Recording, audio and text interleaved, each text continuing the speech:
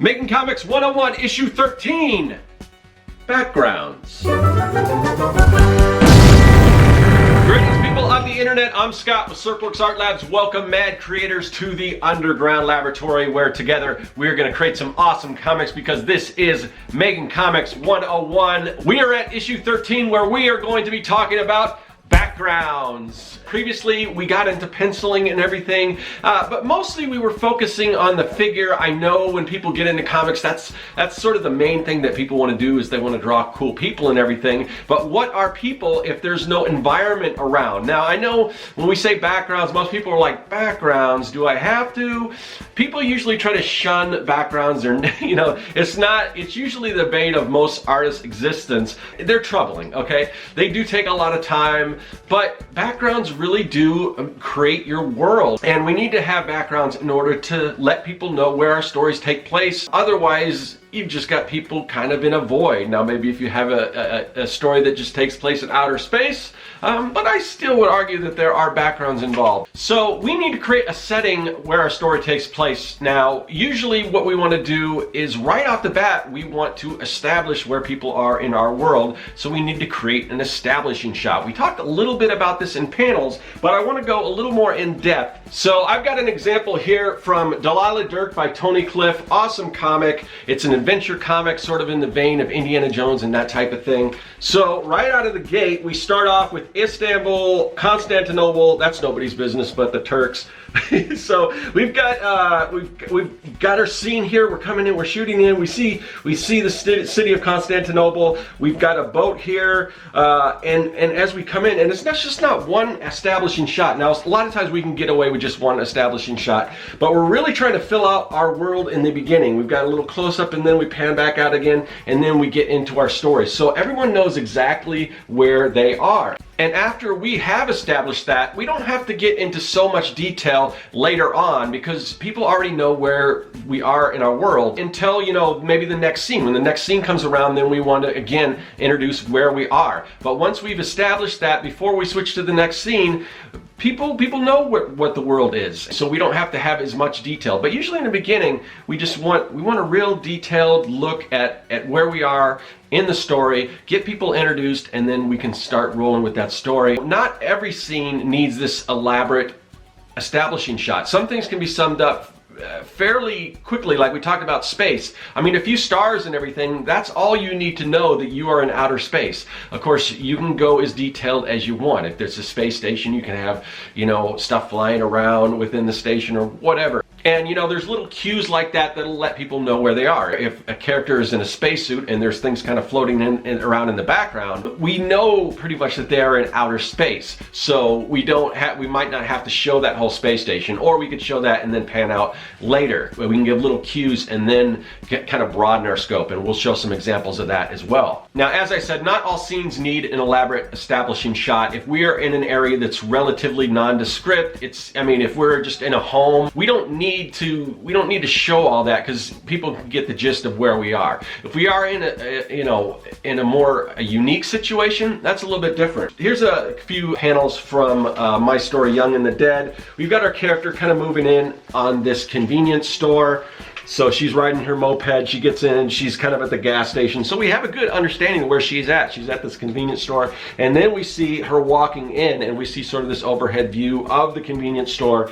And we get a good idea. I mean, she's kind of walking through that store. Now, once she's in there, you can see here, there's not as much backgrounds. Once you know where you are in the story, you don't have to do backgrounds in every single panel. You can, or you can leave little hints, but it's not always necessary. So introducing readers into our scene, we can have some fun with that. As I showed before in that Delilah Dirk example, we've got that first establishing shot, and then we go a little more in depth. But some things, and I've done things like that too, where you can kind of zoom into, almost like you're panning into your story, bringing the readers in. So here's an example from same issue of my comic Young and the Dead. We've got this it's sort of this clandestine laboratory where some shady things might be going on. We see kind of out here, and then we zoom in, and then all of a sudden we are actually inside. So we're taking our reader right through that. You can also do the opposite. This is a Tank Girl special. Here we go. We can see where this is the first page, and we're super zoomed in. We've got this game, some sort of Dungeons and Dragons type game going on. We can kind of see our figures over here, so we know this isn't real. We know these aren't actual monsters or characters. We see these people up here, so we know these are figurines. And then we see stuff going on, and we see all this magic and everything, and this is just kind of them imagining. But then after that, then we do the opposite of what I was showing you before. When we're zooming in, now we're pulling out. So now we see these kids at this table playing Dungeons and Dragons, and then it pans out a little further. We've got the outside, so we know it's kind of like in this shop. And then we go back into the shop and we see all this stuff. So there's a lot of super fun things we can do and creative ways we can tell stories using backgrounds. We want to be conscious, and we want the reader to know where our stories take place. So, and stories are different. Sometimes we may have a story that takes place in one particular location. Sometimes we may have a story like this Delilah Dirk where we're kind of hopping around the globe. But if you are moving from scene to scene, you want to differentiate those different places. You probably don't want to have two different locations that look very similar. For instance, take for instance Star Wars. You've got a lot of desert planets in Star Wars. You've got Tatooine, you've got Jakku, and I think there might be some other ones, but typically you don't see those in the same movie because it would get confusing. Same thing with, I think at the end of Star Wars, there's sort of a forest type planet, the moon of Yavin, and then later on we've got Endor. If you have those two locations in the same story, it will get a little confusing. So try to switch things up, make things a little different, and have fun with your locations, but make sure that you delineate the difference between those. If you do happen to have a story that takes place in the same location, you can always do interesting things with like the time of day or different seasons, or even if it's more than one location, if you leave a location and then you return back to it, but you want to show some passage in time, you can do things with like I said, time of day, different seasons. A really good example is in Jimmy Corrigan, Smartest Kid on Earth by Chris Ware. Here we have, you can see this house, this panel. It's wintertime, then later, the snow kind of goes away, but we know it's wintertime. Later on in the story, we return to the same place. Here we are, and the trees, it's more of a fall look. The trees are in full bloom and everything. So that lets us know that here we're in the same location, but time has passed. So I do this in my story, Young and the Dead. I have this tree house that the kids are in, and the tree house has sort of changed ownership from it's in the backyard of a home, and a different person owns the home. So you're going to see in one scene, you're going to see it's kind of decorated with like comic books and stuff like that. In another one, it's got more like sports paraphernalia and things like that, because in one it's owned by an older kid who's not into like nerdy stuff like comics and everything. So that's one way to take one location and show that something has changed, and it's just as simple as different decorations. And having said that, staging your scene is very important. The items that populate our scene will really give better insight to what's going on. Is this a rich person's home? Is it more, are these people sort of struggling to make ends meet? All that, we can portray by whatever we have sitting around. If we've got some, high-tech gadgets here, like a big screen TV versus maybe an older model, that can let us know a little bit more about our characters. So pay close attention to the details that we create in the background. And we can call attention to unique elements in our backgrounds. For instance, this is Gumshoes for Hire by Sean Galloway. Also, he goes by Cheeks. Here we've got a really cool panel, and you can kind of see we've got this background, we've got this house right here.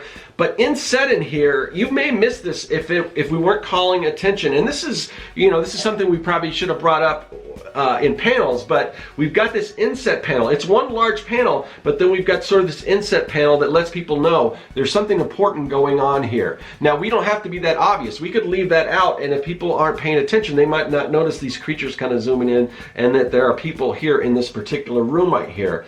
but that's kind of up to us. So we've talked about stories that take place in this wider world where people are moving from one place to another. We've also talked about more of a single location. No matter what kind of story, especially if you are telling more of this single location type story, you don't want to bore your readers with the same thing over and over again. Even if we aren't moving from this place to that place, we can do some interesting things in these sort of secluded locations, these one particular areas, by just switching up our quote-unquote camera angles, our point of view. Again, back to the same example. Sean Galloway does this really well.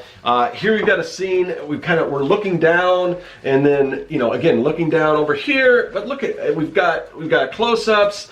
More of these shots. It's all in this same area, but we're pulling back, we're zooming in, we're tilting things. We can do, like Dutch angles where we can just take one particular shot and just tilt a little bit. I try to do this in my comic, Young and the Dead. I've showed this before, but usually when these zombies start to attack, I like to tilt things, and like here with this bike, just to give a sense of, you're kind of out of sorts. So it's a good storytelling device and a good way to take one location, one scene, and not make it feel like it's the same thing over and over again. It's like talking heads. You don't want to really read a comic or watch a television show where it's just two people just back and forth and nothing else is really going on. So there's a lot of ways that you can switch things around just by moving your viewing angle around and spicing it up a little bit. Now, this episode is all about backgrounds, but it's important to understand that when we talk about backgrounds, we're not just talking about backgrounds. There's more to drawing backgrounds than just what's behind you. It's also your foreground, your middle ground, and your background. All that stuff comes into play. So here's a really good example here.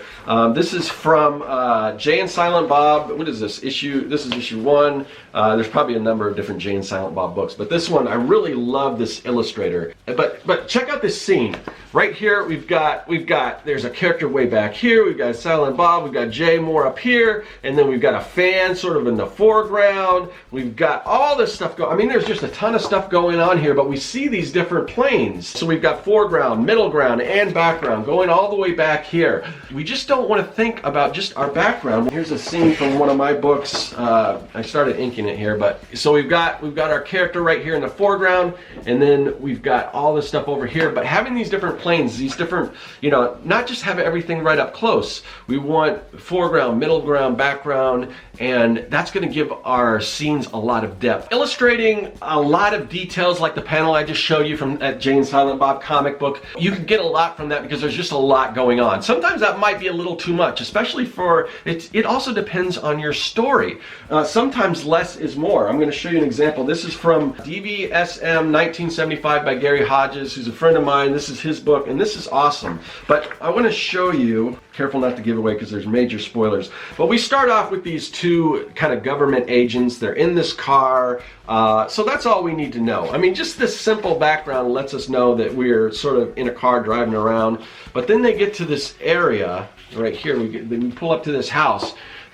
Now we see it's very sparse. Now that's, I mean, he could have actually shown a lot of maybe mountains or trees and all that, but I think it's intentional that he didn't do that. It's just all white and mysterious here. There's something very bad that they're about to discover. We just got little hints of everything. Sometimes we don't want a lot of stuff because it's going to get confusing. We've got this little bicycle, so we know, or this little big wheel, so we know there's probably a kid around here somewhere. We've got a little truck. It's a small sort of little mobile home. Right here, we've got this little burnt hole in here. We don't know quite what that is. I love this antenna just kind of sitting up here, and then we see the front of our car, so everything's kind of zooming in here, and then back here you see this little flying saucer.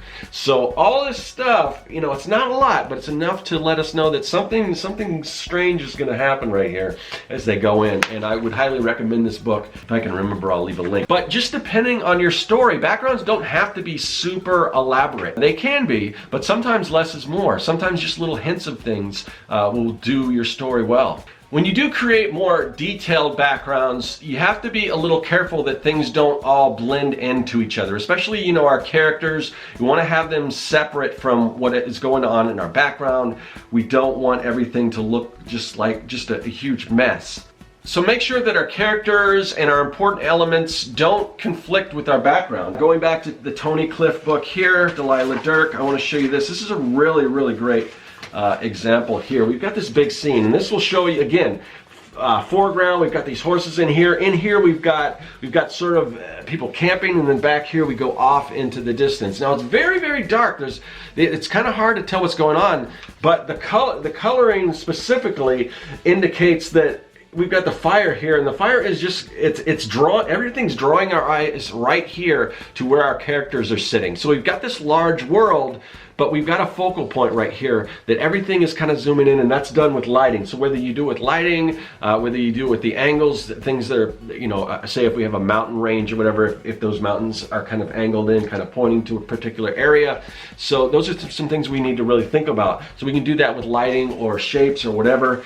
And also, as far as making sure things don't get confusing and mixed up, we want to watch out for tangents. Now, a tangent occurs, I'm going to show you an example. We've got this triangle, square, and circle right here. These are all tangents where one shape is like butting right up to another shape, butting right up to another shape here, and it just gets confusing. We can see this anytime, like sometimes you'll see a character where his head, the top of his head just touches the panel, where all it would take is just to bump the character up so the top of his head is just a little over the panel, or it just kind of cut off there. You got to watch that kind of stuff. You can see how well it works here when we just move things around a little bit. So we want to pay attention to tangents, because that's going to create, and there are tangents in nature. I mean, that exist in real life.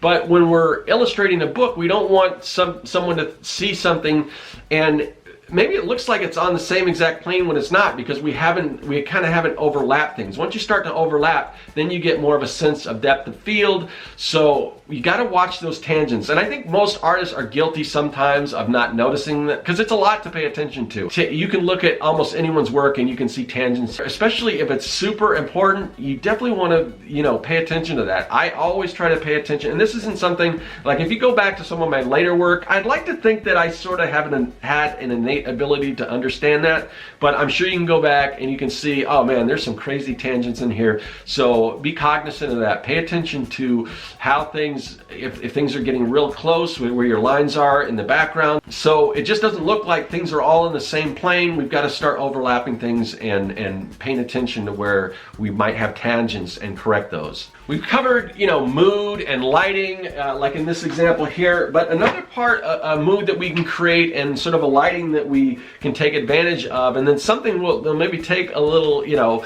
make things a little bit easier, but still as effective. So I don't want to look at this as sort of a shortcut, although sometimes it can be, and that is to create silhouettes. So somebody who's pretty much does a lot of silhouettes, almost the master at it, is Frank Miller. Even in this Dark Knight trade, the cover, I mean, the cover right off the bat it's a silhouette against this, and it's so powerful, and there's not a lot of detail. And again, that isn't necessarily a background, and this is a good example of a good background. We've got this lightning strike. There's not a lot to it, but it's super, super effective. This is where the graphic design elements of laying out your pages come into it, more than just the illustration, because I think you need to be good at both. But going deeper into the story, right here, look at all this. Look at all this, the taking advantage of silhouettes. We've got Batman right here in our foreground. The background is this helicopter. We can get what this is. We can get that this is a helicopter, but it's just done in silhouette. We don't need to show all that detail. That might be too much, actually. And then we go in, we see the buildings and everything. So think about silhouettes. I don't know if you want to overuse them. You could argue that maybe Frank Miller might overuse silhouettes, but I don't know. I think he's onto something here. So on the subject of mood and lighting, we've talked about creating focal points using light and shadow. We talked about silhouettes. Another thing I want to touch on briefly, and we'll go a little deeper into it when we talk about perspective and when we talk about inking, but I just want to put this out there, and that is atmospheric perspective. Atmospheric perspective is another way to add depth to your backgrounds. And the principle is, if you're out in the world, if you look, you'll notice that the further things get away, the harder they are to see. Your sort of field of vision starts to fade the further things out. So you want to make sure that you're taking that into consideration when you're doing your illustration. illustration. Here's a pretty good example, an excellent example actually, from The Walking Dead. You can see right here, Tony Moore. These are the early issues where Tony Moore was illustrating it. But you've got Rick Grimes on a horse right here. Really good sort of this establishing shot that shows exactly where we are. We're in this, it's a world, but it's apocalyptic. But as you can see, the further away we get, see these buildings in here? You can barely see them. It's almost like they're in a fog.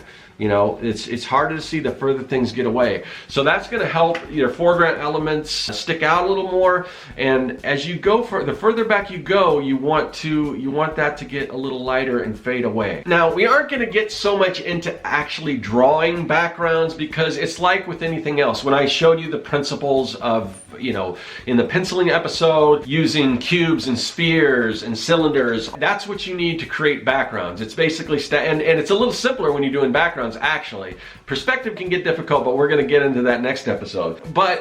And we've also talked about reference. We spend a lot of time usually drawing our figures, not so much on the background, so we're going to have to pull from those references. You can take these real life references and kind of switch them around, add things to them, take things away to make more fictional worlds. You saw that in The Walking Dead, where we've got, that could have been any cityscape, but we've changed things. We've shown sort of the devastation and just the neglect and everything that's happened since this apocalypse. My story is kind of the same way. These buildings are, you know, they're pretty much your average nondescript buildings, but they've been crumbling, they're falling apart, and then they're overgrown by vegetation and everything. So it's just a matter of looking at different references, whether it's looking at how vines and everything takes over areas that haven't been kept up, or things that are crumbling and dilapidated. Something else that's really important to keep in mind when you're creating your background is pay attention to continuity. Keep things consistent. Something that's in your background in one panel, if it's in the next, and you want to make sure that that's there. So always kind of refer back to your other panels, unless there's a particular reason why it was gone. If it's a murder mystery and maybe there's a knife on the table and then we want to subtly show that the knife is now gone, you can do things like that. But make sure that you've got to pay attention to, especially if we're in one story, and I found this to be the case where in a previous issue I was at a certain place, then I moved on. I definitely want to make sure I go back and look at what I had drawn before, because I don't do so much world building that I map everything out like that. Some people do. We talked about that in world building and how that could be an issue, but it's really just as easy as going back to your other issues and like, oh yeah, I had this stereo over here on this desk. I want to make sure that that's there. So pay attention to that. You don't want something in one scene that's there and then absent in the next. So there's no doubt about it that backgrounds take time. They are one of the more tedious parts of creating comics. That's why a lot of people try to avoid them. But there are, you know, there are tricks and things that can help us to make things a little easier and sort of take some of that burden off of us. So one of the things we can do is we can reuse backgrounds. For instance, if we've got this big giant cityscape, we've got a character here, and we want to kind of zoom in on the character, we can take that background, and whether you know, maybe you draw it separately and strip it in, or maybe if you're working digital, it's a lot easier to do that. But we could take and we could just kind of zoom in or blow up our background or reduce our background. So that way it also, like we were talking about before with the continuity,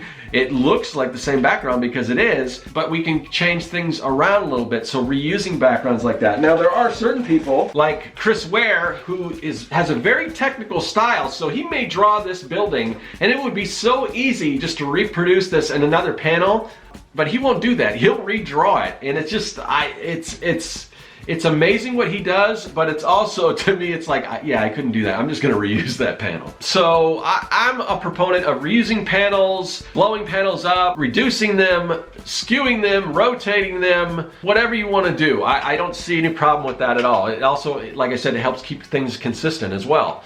Another tip that helps us with our backgrounds to make things a little more efficient, if you know how to do this, is to build a 3D model. Maybe there's probably resources out there where you could purchase 3D models, or we talked about you could just use like Google, Google Earth, and then rotate it and get that. And you could even trace over that. I don't really, especially with backgrounds, I'm not offended by tracing. I think you do need to learn perspective. Like I said, we'll get into that. Once you learn that, then you can sort of take some shortcuts, especially if you're in like a city, like if you're doing a Spider-Man story. Imagine if you were to create a 3D version of of New York City that you can rotate and move around, and then you could just take that and then you could trace over it or whatever, and you've got all these angles. That's going to save a lot of time. It will probably always be in somewhat the correct perspective, assuming that your character's in the correct perspective interacting with that background. Another thing that you can do that could save time and eliminate the need for doing a lot of backgrounds is to do what manga artists do. Now, manga artists, they have like this insane schedule. The amount of pages they have to complete on the deadline they have to hit, it's just, I don't know how they do it. So because of that, they have introduced a lot of these shorthands. Now, this isn't the case with everything. You are going to see some manga artists that have just elaborate backgrounds and everything. But a lot of times, because of the schedule, they can't do all that. So what they'll do is, especially for like action and things like that, they'll do things like use speed lines and effects. This isn't necessarily a manga, but this is Oil Can Dry by Sean Tiffany. And you can see here, he's got a lot of sort of manga elements where we've got this burst and these speed lines coming in to show this. More speed lines over here. So because these characters are sort of out in space. Now we could show maybe clouds or something like that, but when you're out in space, there's not a lot going on. So sometimes this allows us to, sometimes it can eliminate some of the work, sometimes it's a little extra work, but I think it creates more of a powerful look rather than here we've got sort of, you can see the ground here, so we know they're up in space, but then we've got some sort of some zipatone going on back here. There's all kinds of things that we can use in lieu of putting backgrounds in here that still give a nice effect, whether you're using halftone dots. That's something else that we can do to sort of populate our backgrounds. Now, although I would encourage everyone to learn perspective, learn how to create dynamite backgrounds to put in your comics, in the offset, there are ways you can structure your story so maybe you don't have to do as much of that. For instance, if your story takes place out in the open, I mean, there's a drastic contrast depending on where your story takes place. For instance, here, Transmetropolitan right here. This is, you know, look at all the details just here we see in the cover, and throughout the whole story, it takes place in the city. So there is a lot of architecture and everything that needs to be drawn. In contrast to that, Bone by Jeff Smith, equally amazing backgrounds, just beautiful. But because everything takes place, or most everything takes place out here, it's a little easier. You don't have to worry about getting all your straight edges and everything out and doing this crazy perspective. You still have to understand perspective. You have to understand that foreground, middle ground, you see all that. Just because you have a story that takes place out in nature doesn't mean that you aren't going to have to use some perspective. For instance, here we've got a scene from Bone where you've got this temple and everything. If you've got a character who's pushing like a wooden cart or a wagon or something around, you've got all that stuff. So you need to learn perspective, but you can get away with, if you just don't want to draw buildings all day, and I don't really blame you, but if you don't want to spend every hour of the day drawing buildings, all this crazy perspective, then you can do a story like this where it takes place out in nature, and that might save you some time. Although I'd argue with just like a scene like here with just something as simple as smoke, the detail that goes into that is pretty impressive and might take a little while to do. If you have any takeaway from this episode at all, if you were kind of on the fence about backgrounds, if you're one of those people that like, oh man, I don't really want to do a lot of backgrounds, hopefully you've gained a different perspective. And I guess that's pun intended. We're going to talk about perspective on the next episode, which is a big part of drawing backgrounds. And between this episode and the next one, hopefully you gain a better appreciation for creating like detailed backgrounds, because even though it may not be as fun or as loose or exciting as just drawing people all day, hopefully you're going to find that you enjoy doing it. The backgrounds aren't something I want to do in every panel, like I said, all the time, but I do when I sit down, once that perspective starts connecting and once everything starts coming together, I can step back and look at something I've done, and it's really a showcase of your talent, because most people can draw a pretty decent figure, most comic book artists, but not everyone is great at all those details and everything. The thing I want you to kind of come to realize is this can be fun, so have fun with this. And there's just a lot you can do with backgrounds. When you do all these detailed backgrounds, all these little things that you can throw in there, little Easter eggs and things. I remember, I don't know if he still does this, but I know when Todd McFarlane's first started doing Spawn, he would hide like little Felix the Cats little images of Felix the cat throughout each issue. So people are looking for that. So that's something fun you can do, because the thing about backgrounds is sometimes you put all this work into it and people are just like boom, boom. But there are people that do appreciate that, are going to look, and especially if they know that there's some hidden gems inside your artwork, they'll start paying more attention to that, and that's always fun to do. So like I said, have fun with that. That's pretty much all I have to say about backgrounds as a topic. We'll dive a little deeper into creating backgrounds in the bonus episode and the quick tip, but for now, that's all I got to say, and I will see you guys later. That is all. Hey, thanks for watching. If you like what you saw and you want to see more, hit that subscribe button. Also, you can follow me at Serkworks on social media, and now you can support the work that I do on Patreon. Do you like making comics? Then go to Serkworks.com and pick up the Comic Maker Starter Kit. It's packed full of fonts, brushes, templates, and more, and best of all, it's totally free.